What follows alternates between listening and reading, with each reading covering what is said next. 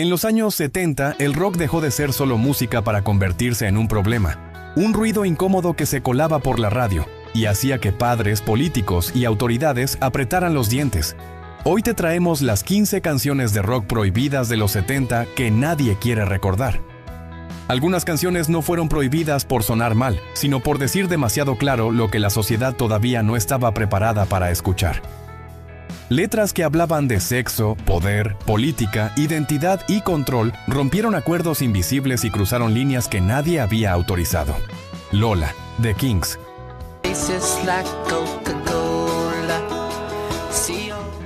Cuando The Kinks lanzaron Lola en 1970, la canción parecía una historia urbana contada con ironía y ligereza, pero detrás de su melodía pegajosa se escondía un relato que desafiaba frontalmente las normas sociales de la época. En una década donde las identidades eran rígidas y cualquier desviación era vista como una amenaza, la historia de un encuentro ambiguo en un club nocturno resultaba profundamente incómoda.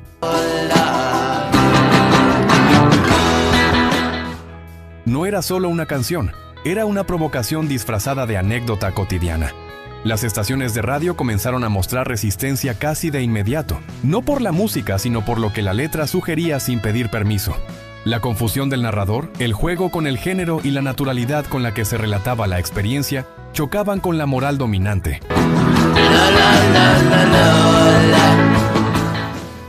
Para muchos programadores, emitir Lola era arriesgarse a reclamos, censura o incluso sanciones.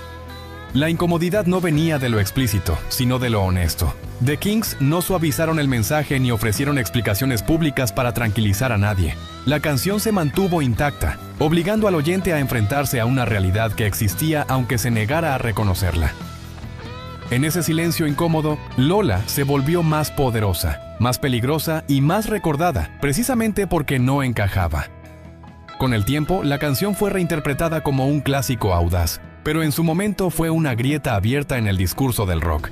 No fue prohibida en todos los países, pero sí vigilada, cuestionada y evitada. Y eso, en el fondo, es otra forma de censura. Imagine, John Lennon. Imagine suele recordarse como una canción suave, casi inocente, pero en los 70 fue vista como una amenaza envuelta en piano. John Lennon no estaba cantando una fantasía ingenua, estaba proponiendo un mundo sin fronteras, sin religiones y sin posesiones, conceptos que sostenían estructuras de poder muy reales. La dulzura de la melodía contrastaba con la radicalidad del mensaje, y eso la hacía aún más peligrosa. Muchas emisoras dudaron en programarla con normalidad, especialmente en contextos políticos tensos.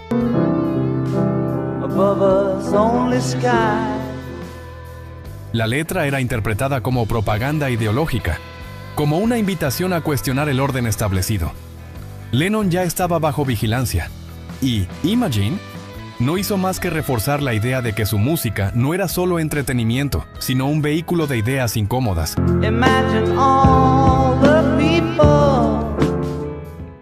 Lo inquietante de la canción no era lo que exigía, sino lo que sugería. No pedía revoluciones armadas ni levantamientos violentos. Solo pedía imaginar un mundo distinto, y esa simple invitación era suficiente para encender alarmas. En los 70, imaginar podía ser tan subversivo como protestar. Con los años, Imagine fue absorbida por la cultura popular y convertida en himno universal, pero su origen está marcado por la sospecha y la censura silenciosa. Fue una canción prohibida no por gritar demasiado, sino por susurrar algo que nadie quería oír.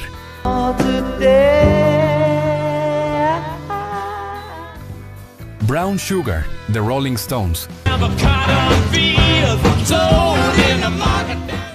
Desde su lanzamiento, Brown Sugar fue una canción incómoda incluso para quienes amaban a The Rolling Stones. Bajo un ritmo infeccioso y una energía cruda, la letra abordaba temas de esclavitud, abuso y sexualidad de una forma directa, casi brutal.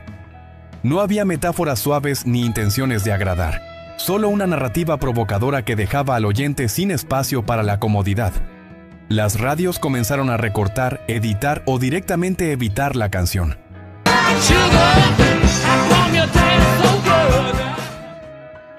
Algunas la emitían sin prestar atención al contenido.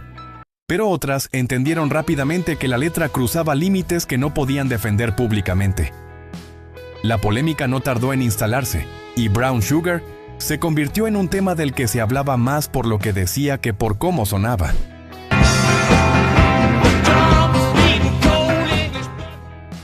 Durante años, la canción fue defendida como una crítica cruda y satírica, pero también señalada como una obra que normalizaba imágenes incómodas. Esa ambigüedad la mantuvo en un terreno peligroso, donde ninguna explicación parecía suficiente. Incluso los propios Rolling Stones terminaron reconociendo que era una canción difícil de justificar. Décadas después, la banda decidió dejar de tocarla en vivo, aceptando que el tiempo no había suavizado su impacto.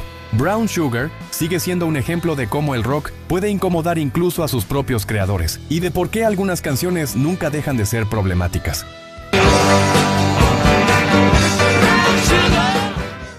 Walk on the Wild Side, Lou Reed. Hitchhiked away across USA.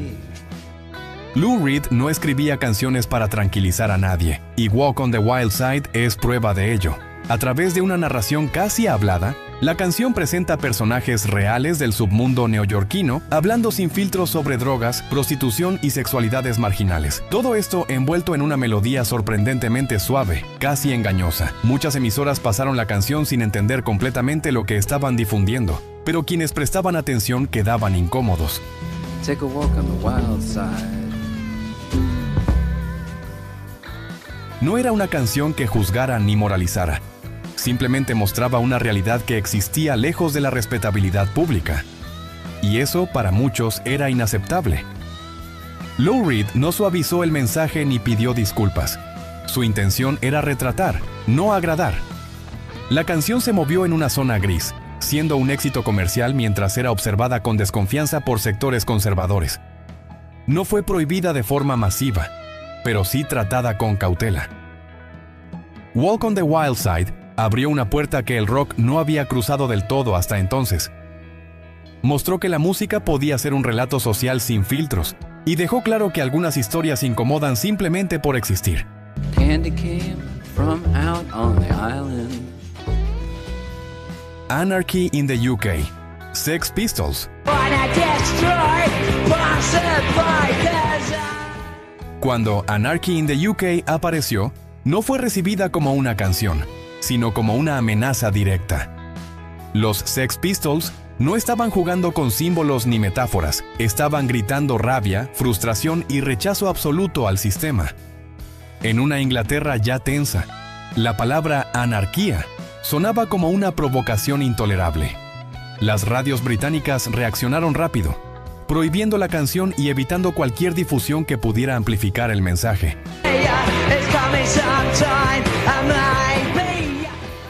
Los medios la señalaron como peligrosa, y la banda fue tratada como enemiga pública. Cada intento de censura, sin embargo, hacía que la canción ganara más fuerza entre los jóvenes. El punk encontró en este tema su manifiesto más claro, un rechazo frontal a las instituciones, a la autoridad y a la idea misma de obediencia. No había intención de diálogo, solo confrontación, y eso asustaba más que cualquier letra explícita. Anarchy in the UK no buscaba ser recordada con cariño, buscaba dejar cicatrices, y lo logró. Fue prohibida, atacada y demonizada, pero también se convirtió en uno de los gritos más poderosos del rock de los 70. I Am Woman, Helen Reddy.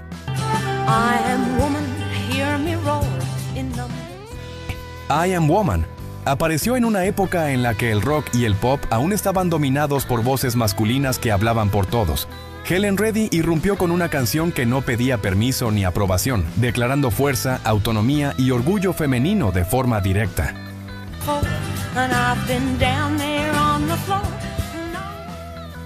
Lo que hoy puede sonar casi evidente, en los años 70 era visto como una amenaza al orden tradicional, especialmente en la radio comercial. Muchas emisoras evitaron programarla con regularidad porque el mensaje era demasiado claro y difícil de suavizar. No hablaba de amor romántico ni de sumisión. Hablaba de independencia y resistencia, conceptos que incomodaban tanto como cualquier letra explícita.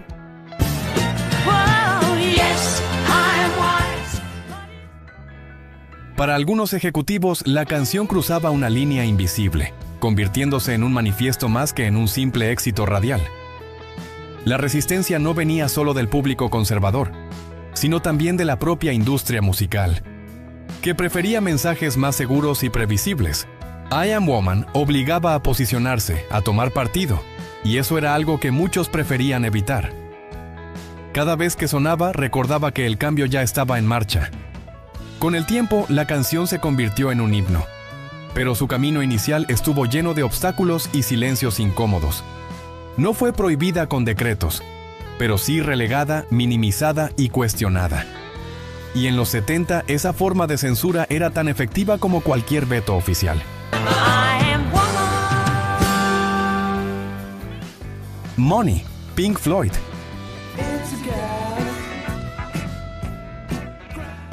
Pink Floyd nunca fue una banda cómoda, y Money lo dejó claro desde su primer sonido mecánico y repetitivo. La canción no celebraba la riqueza, la diseccionaba con frialdad, exponiendo la obsesión por el dinero como una enfermedad moderna. En una industria construida sobre ganancias, esa crítica directa resultaba profundamente incómoda. Algunas emisoras dudaron en darle rotación constante porque la letra no ofrecía escapismo. No hablaba de sueños ni de romances, hablaba de avaricia, desigualdad y vacío. Era un espejo incómodo que devolvía una imagen poco agradable, especialmente para quienes se beneficiaban del sistema que la canción cuestionaba. La estructura musical también rompía esquemas, alejándose del formato tradicional de radio, lo que facilitaba su exclusión bajo excusas técnicas. Pero el verdadero problema estaba en el mensaje, en esa sensación de que la canción no solo criticaba al oyente, sino también a la industria que la transmitía. Money terminó convirtiéndose en uno de los temas más reconocidos de Pink Floyd. Pero su recorrido inicial estuvo marcado por la desconfianza. Fue tolerada, pero nunca completamente abrazada, porque recordaba algo que muchos preferían no admitir, que el rock también podía morder la mano que le daba de comer. My Ding-a-Ling, Chuck Berry. My Ding-a-Ling parecía, en la superficie, una canción humorística y ligera, pero su doble sentido era imposible de ignorar. En plena década de los 70, cuando la moral pública aún estaba vigilada con lupa, el humor sexual explícito, aunque disfrazado, resultaba escandaloso.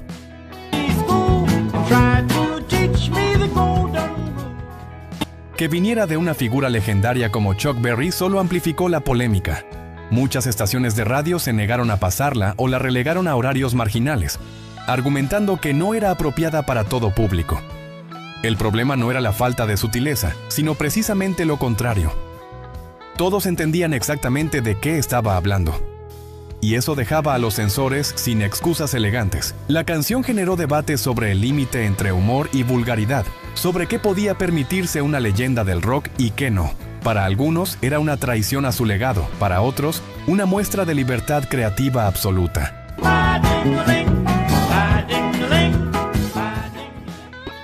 Esa división hizo que la canción quedara marcada como incómoda y difícil de defender.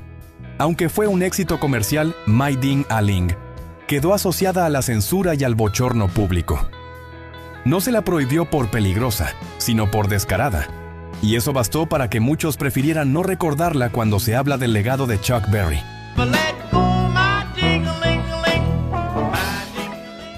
Let's Spend the Night Together, The Rolling Stones. Desde su título, Let's Spend the Night Together, dejaba poco espacio para la interpretación. En una época en la que la insinuación debía mantenerse bajo control, la propuesta directa de pasar la noche juntos resultaba provocadora. Los Rolling Stones no suavizaron el mensaje, y eso los puso inmediatamente en la mira de censores y productores de televisión. Las presentaciones en programas importantes obligaron a modificar la letra, cambiando frases para hacerla más aceptable. Pero incluso con esos cambios, la intención original era evidente.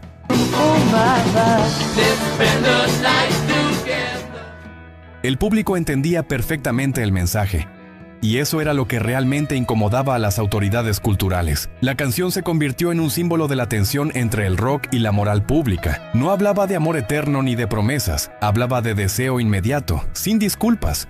En los 70, esa honestidad sexual seguía siendo motivo de alarma.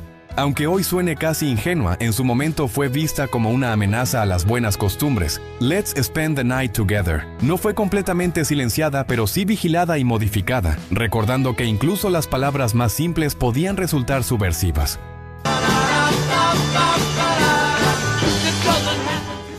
Love to Love You Baby, Donna Summer.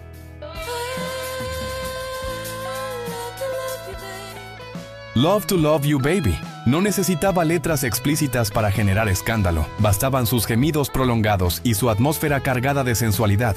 La canción colocaba el placer femenino en primer plano, algo que la radio de los 70 no sabía cómo manejar. Para muchos era demasiado íntima, demasiado directa, demasiado real. Numerosas estaciones se negaron a emitirla completa, y algunas la prohibieron directamente. No encajaba en los estándares de decencia establecidos, especialmente en horarios familiares. El problema no era solo el contenido sexual, sino quién lo expresaba y desde dónde. Una mujer reclamando su deseo sin culpa.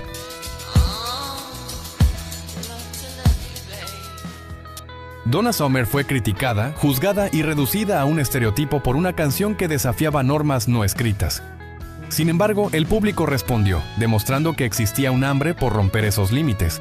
Cada prohibición no hizo más que aumentar su impacto cultural.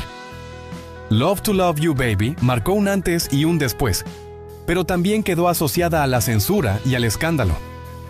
Fue una canción que obligó a la industria a enfrentarse a sus propios prejuicios, y por eso, durante mucho tiempo, muchos prefirieron no recordarla.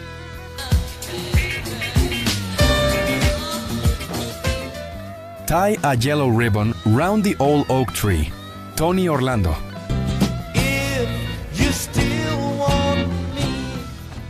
A simple vista, Tie a Yellow Ribbon Round the Old Oak Tree parecía una canción amable, casi inocente, pensada para un público familiar. Sin embargo, en los años 70 su historia generó interpretaciones incómodas que muchas emisoras preferían evitar. El relato de un hombre que regresa después de un largo tiempo, pidiendo una señal de aceptación, fue leído por algunos como una referencia directa al encarcelamiento y la reintegración social, un tema delicado en una época marcada por tensiones políticas y sociales. Algunas estaciones de radio comenzaron a recibir críticas por difundir la canción, ya que ciertos sectores la interpretaban como una romantización del castigo, la culpa o incluso la represión estatal. En un contexto donde la guerra, las protestas y el control social estaban presentes, cualquier ambigüedad narrativa podía volverse peligrosa. La canción no decía demasiado, pero sugería lo suficiente como para incomodar. Tony Orlando nunca confirmó una lectura política específica, pero eso no calmó las sospechas. El problema no era la letra literal, sino lo que cada oyente proyectaba en ella. Y cuando una canción permite demasiadas interpretaciones incómodas, la industria suele optar por el silencio antes que el debate. Aunque fue un éxito masivo, Tie a Yellow Ribbon quedó marcada por ese trasfondo inquietante. No fue prohibida de manera abierta, pero sí observada con cautela, demostrando que incluso las canciones aparentemente inofensivas podían convertirse en un problema cuando tocaban fibras sensibles. You're 16, Ringo Starr.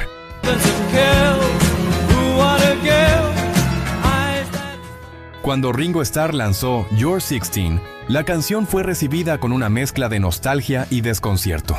En su momento, la letra pasó sin un rechazo inmediato generalizado, pero ya entonces generaba incomodidad en ciertos sectores. La historia de un narrador adulto cantando sobre una adolescente levantaba preguntas que muchos preferían no formular en voz alta. Algunas emisoras comenzaron a tratarla con cautela, conscientes de que el contexto podía resultar problemático, incluso en una época más permisiva.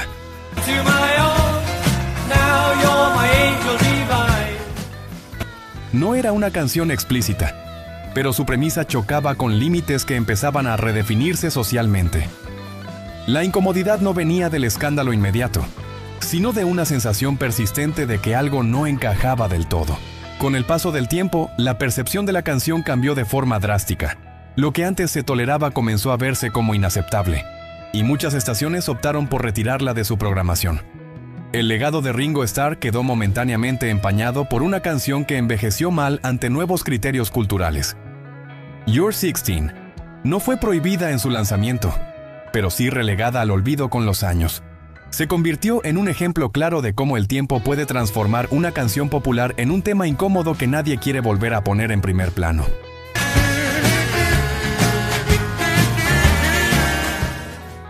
The Pill, Loretta Lynn.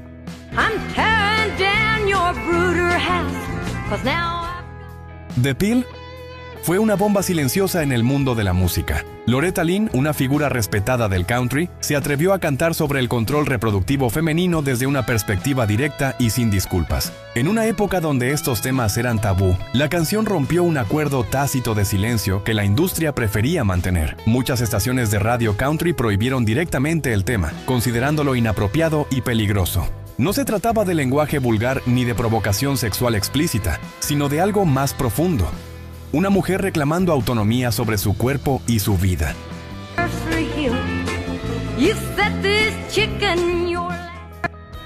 Para muchos programadores, eso era demasiado radical. Loretta Lynn fue criticada, atacada y cuestionada, incluso por colegas del género. Sin embargo, se mantuvo firme, defendiendo la canción como un reflejo honesto de la realidad de muchas mujeres. La censura solo evidenció el miedo que generaba un mensaje tan claro y directo. The Pill quedó como una de las canciones más censuradas de su época, no por escandalosa, sino por reveladora. Fue un recordatorio de que el rock y el country también podían ser espacios de confrontación social y que decir la verdad podía costar caro.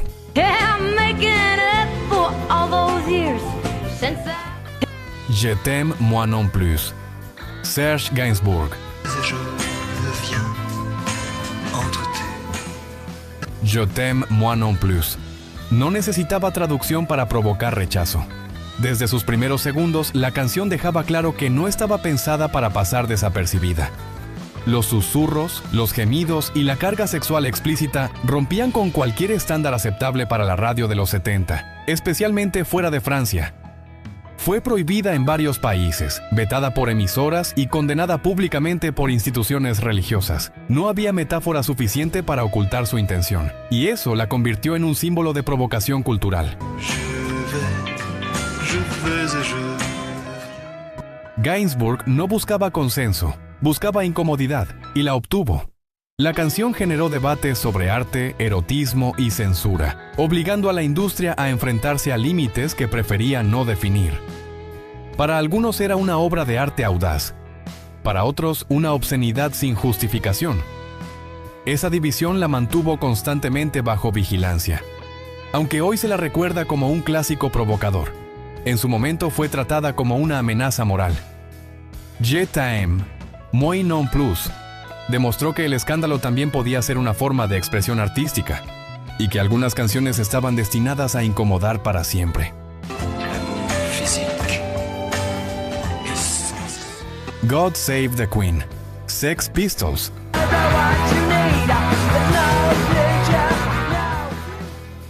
God Save the Queen. No fue solo una canción, fue un ataque frontal al corazón del poder británico.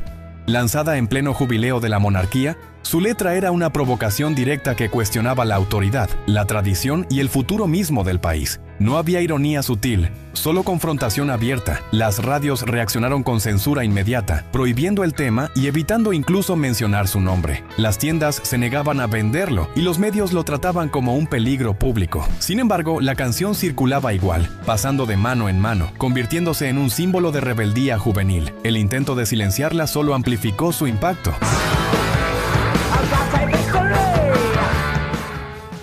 God Save the Queen llegó a los primeros puestos de las listas, aunque muchos se negaron a reconocerlo oficialmente. Era la prueba de que la censura ya no podía controlar completamente el mensaje. Con el tiempo, la canción se consolidó como uno de los mayores actos de desafío en la historia del rock. Fue prohibida, atacada y demonizada, pero también dejó claro que el punk había llegado para romperlo todo, incluso el silencio impuesto. Estas canciones no fueron prohibidas por error ni por exceso de ruido. Fueron silenciadas porque dijeron verdades incómodas en el momento equivocado. Cada una de ellas desafió normas, expuso miedos y empujó límites que la sociedad aún no estaba preparada para cruzar. Hoy muchas se recuerdan como clásicos, pero su historia está marcada por la censura, el rechazo y el intento de olvido. Si este recorrido por el lado prohibido del rock te hizo ver estas canciones con otros oídos, dale like, suscríbete y comparte este video, porque recordar lo que quisieron callar también es una forma de mantener vivo el espíritu del rock.